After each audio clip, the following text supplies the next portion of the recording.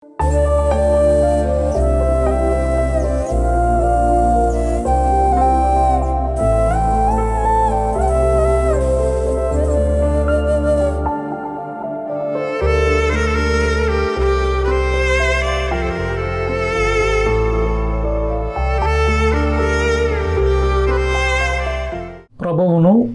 మన రక్షకుడును అయిన యేసుక్రీస్తు ప్రభుల వారి శ్రేష్ఠ నామాన్న మీ అందరికీ శుభాలు వందనాలు తెలియపరుస్తూ ఉన్నాను. ఈరోజు మన వాక్య ధ్యానము అపోస్తుల కార్యముల గ్రంథం 20వ అధ్యాయము 22వ వచనాన్ని మనము ధ్యానం చేద్దాం. నేను చదువుతూ ఉన్నాను. ఇదిగో నేను ఇప్పుడు ఆత్మయందు బంధింపబడిన వాడినై యెరూషలేమునకు వెళ్ళుచున్నాను అని ఈ వాక్య భాగములో రాయబడి ఉంది. ప్రియమైన దేవుని బిడ్డలారా, ఈ వాక్యం నిమిత్తమై చిన్న ప్రార్థన చేసి వాక్యంలోకి వెళదాం. మహాపరిశుద్ధుడు అయిన మా తండ్రి, మహిమ కలిగిన దేవా, నీకు వందనాలు. వాక్యము నీది, నేను నీవాడను. ప్రభువా, నీ పక్షము నిలబడుతుండగా నన్ను నీ సిలువచాటును మరుగుపరిచి వింటున్న బిడ్డలకు ఆశీర్వాదకరంగాను వారి జీవితాలకు ఈ వాక్యము ప్రభువా ప్రయోజనకరంగాను ఉపయోగకరంగాను మార్చమని ప్రార్థిస్తున్నాను. ఎవరైతే ఈ వాక్యమును వినుటకు సిద్ధపడుతున్నారో వారితో ఈ వాక్యములో నుంచి, ఈ వాక్యపు వెలుగులో నుంచి మీరు మాట్లాడమని, వారిని దర్శించమని, ప్రభువా నీ గొప్ప కార్యములు వారి పట్ల చేయమని యేసు నామమున ప్రార్థిస్తున్నాను తండ్రి, ఆమేన్. ఈ వాక్య భాగంలో అపోస్తుడైన పౌలు గారు యెరూషలేమునకు వెళ్ళుటకు దేవుని ఆత్మచేత ప్రేరేపించబడిన వాడై ఉన్నట్లుగా దైవ వాక్యము సెలవిస్తూ ఉంది. ప్రియమైన దేవుని బిడ్డలారా, ఆయన యెరూషలేమునకు వెళ్ళటానికి సిద్ధపడ్డాడు. ఎందుకు యెరూషలేమునకు పౌలు గారు వెళ్ళటానికి ఇష్టపడ్డాడు చూద్దాం. చూడండి, రోమీలకు రాసిన పత్రిక 15వ అధ్యాయము 25వ వచనము నుండి నేను చదువుతున్నాను. మీరు బైబిల్ ఉన్నట్లయితే తీసి చూడండి. అయితే ఇప్పుడు పరిశుద్ధుల కొరకు పరిచర్య చేయుటకు యెరూషలేమునకు వెళ్ళుచున్నాను. ఏలయనగా యెరూషలేములో ఉన్న పరిశుద్ధులలో భేదలైన వారి నిమిత్తం మాసిదోనియా వారును అఖాయా వారును కొంత సొమ్ము చందా వేయ నిష్టపడిరి. అవును, వారిప్పుడు వారిష్టపడి దాన్ని చేసిరి అని రాయబడి ఉంది. అంటే ఎందుకు వెళ్దాం అనుకున్నాడు అపోస్తుడైన పౌలు గారంటే, అక్కడ అనేకులు ఎవరైతే యెరూషలేములో ఉన్న పేదలకు సహాయము చేయుటకు వారు ఇష్టపడి వారు ఇచ్చిన చందాను లేక కానుకను వాళ్ళకి తిరిగి ఇవ్వటానికి పౌలు గారు యెరూషలేమునకు వెళ్ళటానికి ఇష్టపడ్డాడు. ప్రియమైన దేవుని బిడ్డలారా, ఈ వాక్యాన్ని ధ్యానిస్తున్నప్పుడు నాకు ఒక ఆలోచన వచ్చింది. వాళ్ళ దగ్గర కానుకను సేకరించారు. ఆ కానుకను తీసుకుని యెరూషలేముకు పౌలు గారు వెళ్తూ ఉన్నాడు. ఎవరితోనే పంపిస్తే సరిపోద్ది కదా. అపోస్తుడైన పౌలు గారే ఎందుకు వెళ్ళాడు అంటే, ఆయన చందా పోగు చేసిన దాన్ని ఇవ్వడానికి మాత్రమే కాదు, ఆయన అనేక విషయాలను, దైవికమైన విషయాలను వారికి తెలియపరచుట కొరకు, వారిని బలపరచుట కొరకు, అక్కడున్న సమస్యలను పరిష్కరించుట కొరకు, అక్కడున్న అనేక ఆరోపణలను ఆయన సరిదిద్దుట కొరకు పౌలు గారు యెరూషలేమునకు వెళ్ళటకు ఇష్టపడ్డాడు. ప్రియమైన దేవుని బిడ్డలారా, ఈ వాక్యం వింటున్న ప్రియ దేవుని బిడ్డలారా, పౌలు గారు ప్రయాసపడుతూ కొంత ధనాన్ని లేక వారిచ్చిన ఆ కానుకను, ఆ చందాను ఆయన సేకరించి ఆయన యెరూషలేముకు వెళుతున్నాడు కదా. ఇందులో ఇచ్చి మనము కొన్ని విషయాలు మనం నేర్చుకుందాం. దేవుని బిడ్డలారా, ఇది ఎవరి దగ్గర సేకరించాడు అపోస్తుడైన పౌలు గారు అంటే, క్రైస్తవులుగా అంటే అన్యులలోంచి రక్షించబడిన దేవుని బిడ్డలు, అన్యులలోంచి దేవుని ఎరిగిన వారి నుండి ఈ కానుకను అపోస్తుడైన పౌలు గారు సేకరించాడు. ప్రియమైన దేవుని బిడ్డలారా, నిజమే, అన్యులు దేవుణ్ణి ఎరిగి దేవుని ప్రేమను కలిగి అక్కడున్న యెరూషలేములో ఉన్న పేదలకు తన ద్రవ్యాన్ని, తనకున్న డబ్బును వాళ్ళకి ఇవ్వడానికి ఇష్టపడ్డారు. ప్రియమైన దేవుని బిడ్డలారా, ఇది పౌలు గారు తీసుకువెళుతూ ఉన్నాడు. అక్కడ యెరూషలేములో ఉన్న యూదుల్లోంచి రక్షించబడిన క్రైస్తవులు ఉన్నారు. ఇక్కడ 2 తెగల వారు మనకు కనబడుతూ ఉన్నారు. ఒకటి, చందా ఇచ్చిన వారు ఎవరు అంటే అన్యుల్లోంచి రక్షించబడిన క్రైస్తవులు, దేవుని బిడ్డలు. తీసుకుంటున్న వారు ఎవరు అంటే యూదుల్లోంచి రక్షించబడిన క్రైస్తవులు, దేవుని బిడ్డలు. దేవుని బిడ్డలారా, ఇక్కడ 2 వర్గాలుగా మనకు కనబడుతూ ఉంటాయి. వీళ్ళ దగ్గర నుంచి వాళ్ళకి తీసుకుని వెళుతున్నాడు అపోస్తుడైన పౌలు గారు. దేవుని బిడ్డలు, ఎందుకు ఈ చందా తీసుకువెళ్ళడానికి దీని వెనక ఉన్న ముఖ్య ఉద్దేశం ఏమిటి, భావం ఏంటి మనం ఆలోచన చేస్తే, వారి యొక్క ఆలోచన, పౌలు గారి యొక్క ఉద్దేశం ఏమిటో మనము తెలుసుకోవడానికి మనము వాక్యములు వెలుగులో మనం పరిశోధించినప్పుడు మంచి సత్యాన్ని మనకు పౌలు గారు వెల్లడిపరుస్తూ ఉన్నాడు. ఏమిటి అంటే ఆయన అన్నాడు, చూడండి, అన్యుల్లోంచి రక్షించబడిన క్రైస్తవులు, చూడండి, యూదుల్లోంచి రక్షించబడిన క్రైస్తవుల మీద ప్రేమ కలిగి ఉన్నారు. మీ బీదలు ఉన్న వారికి సహాయం చేయడానికి వారు సముఖతతో ఉన్నారు. మీ ఎడల వారు మేలు చేయటానికి ఇష్టపడుతున్నారు. వారు మీ దగ్గరకు వచ్చి ఈ చందాను పంపడానికి గల కారణం ఏమిటి అంటే వారు మీ మీద వారు ప్రేమను, అనురాగాన్ని, లేక దైవికమైన ప్రేమను కలిగిన వారుగా వారు ఉన్నారని పౌలు గారు తెలియపరుస్తూ ఉన్నాడు. ప్రియమైన దేవుని బిడ్డలారా, నేటి కాలంలో, నేటి సమాజంలో మనము ఆలోచన చేస్తే అనేక సంఘాలుగా దేవుని పరిచర్య జరుగుతూ ఉంది. అనేక డినామినేషన్స్ ఉన్నాయి, అనేక సంస్థలు ఉన్నాయి, అనేక విధాలుగా దేవుని పరిచర్య జరుగుతూ ఉంది. దేవుని బిడ్డలారా, మనమందరము డినామినేషన్స్ వేరై ఉండొచ్చు, లేక సిద్ధాంతాలు వేరై ఉండొచ్చు, కానీ మనం అందరము కలిగి ఉన్నది ఏమిటి అంటే దేవుని ప్రేమను మనము కలిగి ఉండాలి. పాపులమై ఉన్న మనలను దేవుడు వెదకి రక్షించాడు. మనల్ని ఆయన వైపుకు మనల్ని నడిపించాడు. ఆయనే రక్షణని మనకి, మన జీవితాలకు మోక్షము, విడుదల ఆయన వల్లనే కలుగుతుందని మనకి అర్థమైంది, తెలుసుకున్నాం. అయితే మన అందరిలో ఉండవలసింది ఏమిటి అంటే దేవుని ప్రేమను కలిగి ఉన్నవారిగా మనం ఉండాలి. దేవుని ప్రేమను కలిగి ఉండాలి. దేవుని బిడ్డలారా, కానీ ఈ రోజున చాలామంది జీవితాలలో, లేకపోతే వాళ్ళ మాటలను బట్టి మీరు ఏం చెప్పొచ్చు అంటే ఎవరి గురించి వాళ్ళు మాట్లాడుకుంటున్నారు, కానీ పక్కవారి మీద ప్రేమ కంటే తూలనాడటమే ఎక్కువ కనబడతా ఉంది. ప్రేమ కంటే ఇతరులను చూడండి హేళన చేసే వైఖరే కనబడతా ఉంది. ప్రేమ కంటే వారి మీద అసూయే కనబడతా ఉంది. ప్రేమ కంటే వారి మీద ద్వేషమే ఎక్కువ కనబడతా ఉంది. దేవుని బిడ్డలారా, పౌలు ఏమి తెలియపరచాలనుకున్నాడు ఆయన అంటే మీ పట్ల అన్యుల్లోంచి రక్షించబడిన క్రైస్తవులుగా వారు ప్రేమ కలిగి ఉన్నారనే సత్యాన్ని యూదుల్లో రక్షించబడిన వారికి తెలియపరచడానికి పౌలు గారు ప్రయాసపడ్డాడు. ప్రియమైన దేవుని బిడ్డలారా, ఈ రోజున నేను అంటాను, క్రైస్తవులుగా దేవుని రక్తము చేత కడగబడిన వారుగా మనమందరము కూడా దేవుని ప్రేమను కలిగి ఈ సమాజంలో దేవుని ప్రేమను లోకానికి చూపెడుతూ మన నడవడికల్లో నుంచి, మన క్రియలలో నుంచి మనము చూపెడుతూ ముందుకు వెళ్ళాలి. దేవుని బిడ్డలారా, ఈ రోజున మీరు అనేక వార్తల్లో వినుంటారు. ఈ మధ్యన క్రైస్తవులుగా లేక సేవకులుగా బలముగా వాడబడుతున్న దైవజనులు కొందరు ఈ లోకాన్ని విడిచి వెళ్ళిపోయినట్లుగా మనం వింటూ వస్తూ ఉన్నాం. విన్నాం.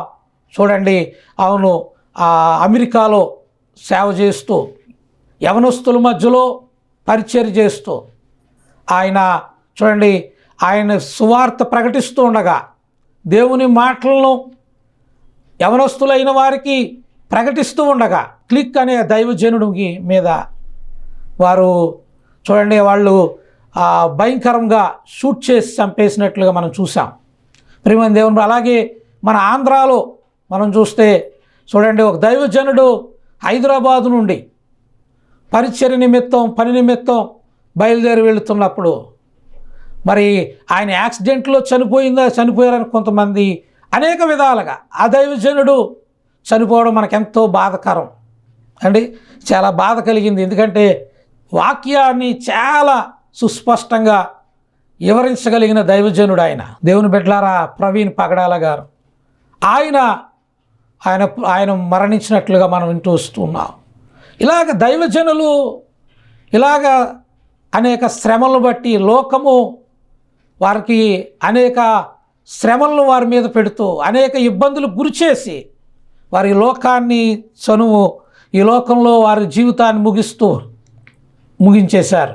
ప్రియమైన దేవుని బిడ్డలు, ఇటువంటి వార్తలు విన్నప్పుడు మనము ఎలాగుండాలి అంటే, మనం అందరమునండి డినామినేషన్స్ వేరైనా సిద్ధాంతాలు వేరైనా దేవుడు ఆనాడు అన్యులైన క్రైస్తవులను యూదులైన క్రైస్తవులను పౌలు గారు వారిని ప్రేమతో ఐక్యపరచడానికి ఎట్టు ప్రయాసపడ్డాడో ఈరోజు దేవుని యొక్క ఉద్దేశము, నేను వాక్యం ధ్యానిస్తున్నప్పుడు దేవుడు నా హృదయంతో మాట చెప్తూ ఉన్నాడు.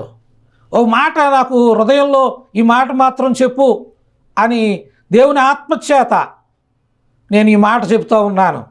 రాబోయే కాలంలో దేవుడు అంటున్నాడు, సంస్థలు వేరైన వారిని లేక డినామినేషన్స్ లేకపోతే సిద్ధాంతాలు వేరైన వారిని ఈ శ్రమలు ఈ ఇబ్బందులు కలుగుతున్న దాన్ని బట్టి దేవుడు అంటున్నాడు, వీళ్ళందరినీ ఒక తాటి మీదకు తీసుకురాకపోతున్నాను, వీళ్ళందరినీ ఐక్యపరచబోతున్నాను. ఎందుకంటే అందరము కలిసి ఉంటేనే, అందరూ ఐక్యత కలిగి ఈ లోకంలో దేవుని ప్రేమను మనము ఇతరులకు పంచిపెడితేనే, చూపిస్తేనే సాతానుని లేక వాడి క్రియలను మనము జయించగలమని దేవుని వాక్యము ద్వారా మీకు తెలియపరుస్తూ ఉన్నాను. ప్రియమైన దేవుని బిడ్డలారా, ఐక్యత కలిగి మనము జీవించవలసిన కాలంకి వచ్చేసాం. ఒకళ్ళు విమర్శించుకోవడం కాదు. క్రైస్తవులందరము దేవుని వాక్యము ఎరిగిన మనమందరము కూడా ఒక సేవకునికి ఇబ్బంది అయితే లేక ఒక సంఘ పరిచర్యలో ఇబ్బందులు ఎదురవుతున్నప్పుడు మనమందరం వారు వెనక నిలబడవలసిన పరిస్థితులు ఏర్పడ్డాయి. దేవుని బిడ్డలారా, ఇవన్నీ వింటున్నప్పుడు మనం అందరం ఏమోలో తెలుసా, నా సేవకుడైనా, మా సంస్థలో చెందినవాడైనా, నాతో మాట్లాడేవాడైనా, లేక నన్ను పలకరించేవాడైనా, నాకు పరిచయం ఉన్నవాడైనా, ఇవన్నీ ఆలోచించవలసిన అవసరం లేదు.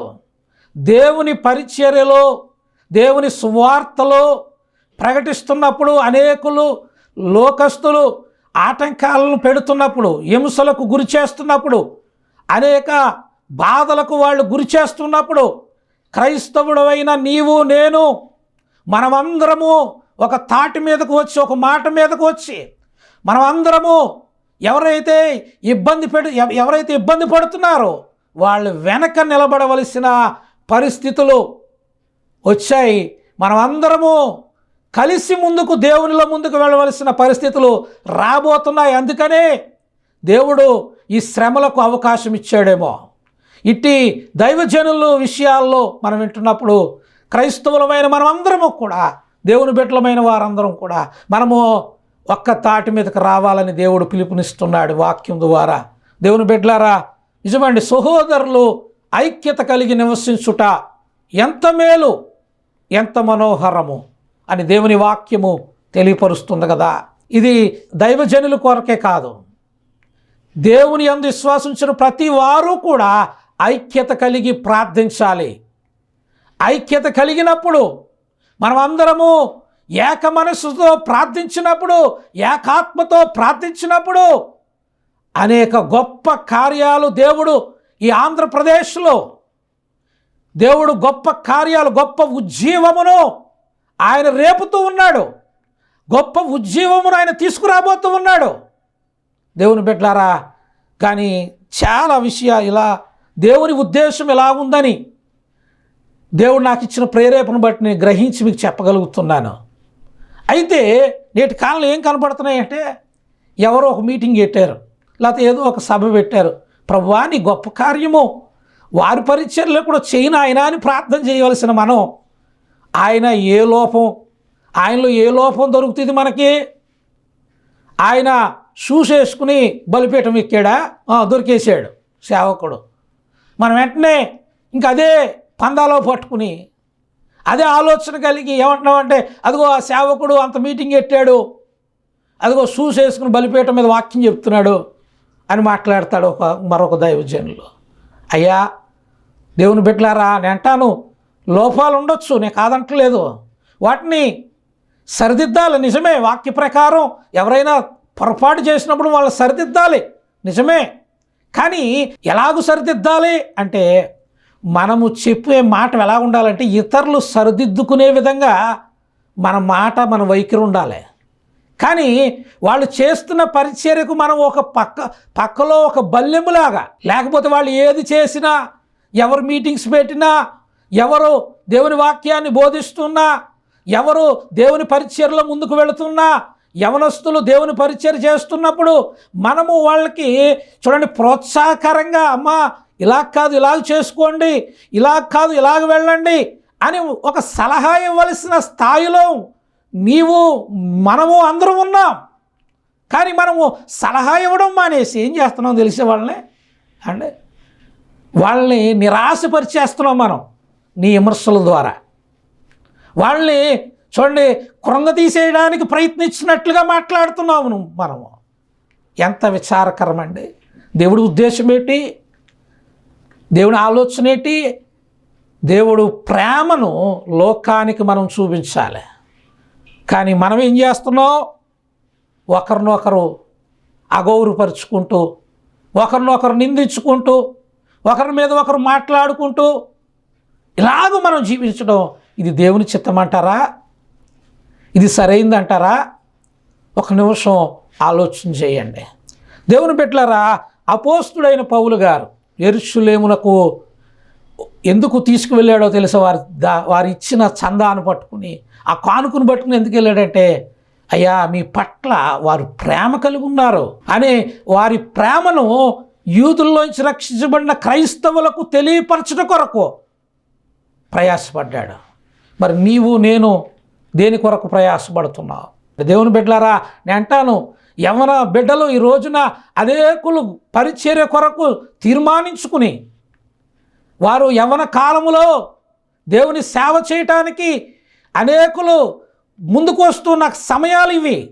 మీరు ఎక్కడ చూడండి, ఎక్కువ అనేక పరిస్థితి నేను గమనిస్తున్న నాకు అర్థమవుతుంది ఏమిటి అంటే, యవనస్తులను దేవుడు లేపుకుంటున్నాడు. యవనస్తుల ద్వారా దేవుడు నూతనమైన కార్యాలు చేయుటకు ఆయన ఇష్టపడుతూ ఉన్నాడు. అందుకనే యవనస్తులు సువార్త ప్రకటించడంలోనూ, అనేక దేవుని గూర్చి కీర్తనలు పాడుటలోనూ, సాక్ష్యం ఇచ్చుటలోనూ వారు ముందుకు వెళుతున్నారు. దేవుని బిడ్డలారా, యవనస్తులను లేక దేవుని బిడ్డలను ప్రోత్సహించండి.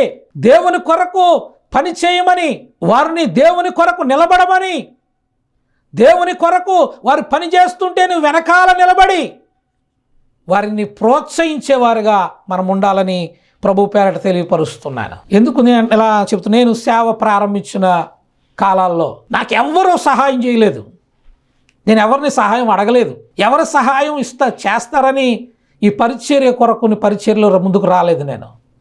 నేనండి దేవుని సువార్త ప్రకటించాలనే దేవుడు నాకు ఇచ్చిన భారాన్ని బట్టి నేను ఒక సైకిల్కి ఒక సౌండ్ బాక్స్ను కట్టుకుని, ఒక మైక్ కట్టుకుని ప్రతి ఊరు వెళ్ళి, ప్రతి సందు దగ్గరికి వెళ్ళి దేవుని వాక్యాన్ని బోధించడానికి ఇష్టపడ్డాను. నా వెనక నేను ఒక్కడే వెళ్ళేవాడిని. నేను ఒక్కడే ఈ పరిచర్య కొరకు అనేక ఇంచుమించుగా 40 గ్రామాలు తిరిగి సువార్త ప్రకటించడానికి దేవుడు కృప చూపించాడు. ఎవరు ప్రోత్సహించలేదు నన్నేమి. ఆఖరికి నా కుటుంబస్తులు కూడా నాకు ప్రోత్సాహం చూపించలేదు. నిజం చెప్తున్నానండి. దేవుని వాక్యం, దేవుని సేవకునిగా చెప్తున్నాను. నన్ను చూసి కొంతమంది బిడ్డలు ఒక యవనస్తుడు వచ్చినాక నేను వస్తాను పాస్టర్ గారు మీతో పాటు రామ్మా అని చెప్పి మేము ఇద్దరు కలిసి వెళ్ళేవాళ్ళం కొన్ని ప్రాంతాలకి. అప్పుడు ఒకసారి యవనస్తుడు ఇంకొక యవనస్తుడు అకుల్లా అని ఒక ఆయన వచ్చేవాడు నాకు కూడా. ఆయనతో కలిసి నేను దేవుని పరిచర్లోకి వెళ్ళేవాడిని. దేవుని బిడ్డలారా, నాకు అప్పుడు అనిపించేది, అలా చేస్తున్నప్పుడు అనిపించేది, ఇంత కష్టపడి దేవుని కొరకు వెళ్తున్నాం కదా, మళ్ళీ వెనకాల నిలబడి మేము ఉన్నాం, నీకేం భయం లేదు అని ప్రోత్సహించే వాళ్ళు ఉండుంటే బాగుండు అనిపించేది నాకు. కానీ అలా ప్రోత్సహించేవారు ఎవరూ కనపడలేదండి నాకు. వాళ్ళు చూడండి, నన్ను కొన్ని మాటల ద్వారా కొన్ని పరిచర్య చేస్తున్నప్పుడు ఎలాగో వ్యతిరేకులు అక్కడక్కడ వస్తూ ఉంటారు కదా, వాళ్ళు వచ్చి నీకేం పని లేదా ఈ పరిచర్య ఇలా అన్నప్పుడు ఎక్కడో కొంత వాళ్ళు చూడండి కొన్నిసార్లు నన్ను కొనడానికి వచ్చిన పరిస్థితులు ఉన్నాయి. సువార్త ప్రకటిస్తూ ఉంటాయి. వచ్చినప్పుడు ఎక్కడో కొంత ఆ లోపల అధైర్యంగా అనిపించేది నాకు. అప్పుడు అనుకునేవాడిని, నా పక్షాన ఈ పరిచర్య చేస్తున్నప్పుడు కొంతమంది నిలబడి ఉంటే, కొంతమంది ప్రోత్సహించుంటే నేను ఇంకా ధైర్యంగా దేవుని మాట చెబుతును కదా అనిపించేది. అందుకని ఈ వాక్యాన్ని నేను సిద్ధపడ్డా గల కారణం ఏమిటంటే, అయ్యా నీ చుట్టుపక్కల ఎవరైనా సువార్త ప్రకటిస్తున్నప్పుడు, నీ సంఘంలో ఎవరైనా సువార్త కొరకు లేపబడుతున్నప్పుడు, అనేకులకు చెప్పడానికి సిద్ధపడుతున్నప్పుడు, లేక దేవుని కార్యాలు చేయాలనే ఉత్సాహంతో ఉజ్జీవముతో వారు ఆ ఆశ కలిగి ఉన్నప్పుడు నేను అంటాను, అటువంటి వారిని తప్పకుండా ప్రోత్సహించండి, వారిని పురుగొల్పండి. నువ్వేం భయపడొద్దు, నీవు ముందుకు నడు, నీకు ఏదైనా ఇబ్బంది ఉంటే మేమున్నా. దేవుని బిడ్డలారా, నిజమండి, ఓ పక్కన నేను చిన్న ఉద్యోగం చేసుకుంటూ నా సువార్త పని నేను చేసుకునేవాడిని. ఎన్ని శ్రమలు గుండా నా పరిచయం నేను తీసుకువెళ్తూ వచ్చాను అప్పుడు. దేవుని బిడ్డలారా, కానీ నాకు ఒకటే బాధ ఉండేది, ఏమిటి అంటే నాకు ప్రోత్సహించేవారు, నన్ను ధైర్యం చెప్పేవాళ్ళు ఎవరు లేరు, ఎవరు రాలేదు కూడా, నా వెనకాల ఎవరు రాలేదు. కొంతమంది ఏం చేశారో తెలుసు, రాకపోగా ఒకళ్ళు ఇద్దరు నాకు కూడా వస్తుంటే వాళ్ళు కూడా ఏదో మాటలు చెప్పి ఆపిచ్చేశారు. అవి కూడా నాకు తెలుసు. నేను అడిగేవాడిని, నాకు తెలియక అనేవాడిని, బాబు మన వచ్చావు కదా, వస్తా అన్నావు కదా, రాలేదు ఏంటి అంటే, పలానా ఆయన వెళ్ళొద్దన్నారండి అన్నాడు. చాలా బాధ కలిగింది మాట. దేవుని బిడ్డలారా, దేవుని సేవకునిగా చెప్తున్నాను, దేవుని ప్రేమను కలిగి ఇతరులకు దేవుని ప్రేమను పంచేవారిగా మనం ఉండాలి, ఇతరులను ప్రోత్సహించేవారుగా మనం ఉండాలి, ఇతరులను బలపరిచేవారుగా మనం ఉండాలి. అలాగూ దేవుని ఉద్దేశం కూడా అదే, దేవుని ఆలోచన, దేవుని చిత్తము కూడా అదే. మనమందరము కలిసి దేవుని ప్రేమను లోకానికి చూపించడానికి దేవుడు ఇష్టపడుతూ ఉన్నాడు. ఈ వాక్యం ద్వారా ప్రియ సోదరుడా, ప్రియ సోదరి, నేను అంటాను, మీకెవరు పరిచర్యలో ఒకవేళ ఏదైనా ఆటంకాలు ఏర్పడితే, ఇబ్బందులు ఏర్పడితే, ఎవరు ప్రోత్సహించేవారు నీకు లేరని బాధపడుతున్నావేమో, దేవుడు అంటున్నాడు, నిన్ను ప్రోత్సహించేవాడు నేనున్నాను. దేవుడు చెప్తున్నాడు, దేవుని ప్రేమను కలిగిన వాడిగా నేను కూడా ఈ వాక్యం ద్వారా మీకు చెప్తూ ఉన్నాను. నువ్వు కొత్తగా దేవుని సేవలో పరిచర్యలో ముందుకు వెళుతూ ఉంటే నీకు సహాయపడడానికి, నీకు నిలబడటానికి నేను కూడా ఉన్నాను. ఒక అన్నయ్యలాగా, ఒక తమ్ముడు అనుకో, లేకపోతే ఒక తమ్ముళ్ళలాగా నేను కూడా ఉన్నాను నీ వెనకాల. తప్పకుండా మీకు సహాయం చేయడానికి, లేక నేను అంటాను, సహాయం అంటే చూడండి, ఆర్థిక పరమైన సహాయమో లేకపోతే ఏదో, చాలామంది వేరే ఆలోచనలోకి వెళుతున్నారు. కాదు, మీ పరిచర్యలో ఏదైనా ఆటంకాలు కలిగితే మాకు తెలియపరుస్తున్నప్పుడు మేము ప్రార్థించడమే కాదు, మీకు సమస్య పరిష్కారం కొరకు మా వంతు మేము నిలబడడానికి ప్రయత్నిస్తాం. మేము కూడా ఆ పరిచర్య ముందుకు తీసుకువెళ్ళడానికి మా ప్రయత్నం మేము చేస్తూ ఉంటాం. దేవుని బిడ్డలారా, ఈ వాక్యం వింటున్న వారులారా, ప్రోత్సాహం కొరువైంది నేటి కాలంలో. ప్రోత్సహించేవారు కొరువైపోయారు. ఏదైనా పరిచర్య ఎవరైనా చేస్తుంటే వాళ్ళని ప్రోత్సహించేవారు తక్కువైపోయారు ఈ రోజున. అండ్ అన్యులు మాట్లాడారంటే అర్థం ఉందండి.